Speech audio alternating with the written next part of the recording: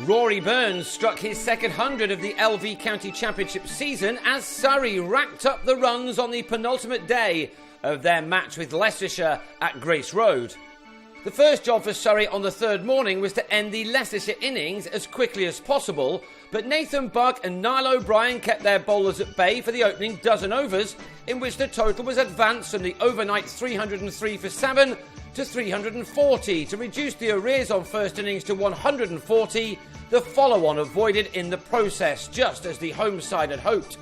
The second new ball did for Buck, who was LBW to Chris Tremlett for 26, to end an 8th wicket partnership of 42. Ollie Freckingham and O'Brien brought up the 350 for a fourth batting bonus point before the former nicked off to Tim Lindley. And after O'Brien had moved from his overnight 62 to 89, the innings was ended by Lindley, who had Charlie Shrek caught at mid-on by Gareth Batty. Leicestershire were all out for 373 to trail by 107 runs, and that lead was soon being added to by Zafar Ansari and Burns, who both batted sensibly, first ensuring that they didn't open the door to their hosts before putting bat to ball with good effect. Surrey, who really need to win here to keep their promotion dreams very much alive, would already have been thinking of what kind of total they would be wanting to set Leicestershire and in how many overs. Thanks to these two openers, it was the visitors who were now fully controlling things in between some breaks for rain. Burns reached his half-century after lunch with a fine sweep off Jigger Nake, which brought the left-hander his 8th 4 to take into his 50 off 93 deliveries. That shot also completed the 100-run partnership between these two who complement each other very well at the top of the order. Ansari wasn't able to match his partner as he was LBW to Nake for 43, and that ended the partnership on 103. Nake was soon celebrating again when Vikram Solanki searched out Shrek at long on, the batsman on his way for 3.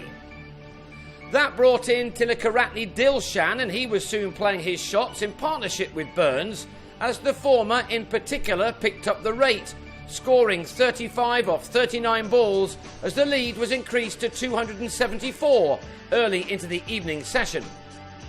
Surrey would not have been disappointed to see Nake do so well with the ball, his third wicket coming as Dilshan was beaten and stumped at 167 for 3.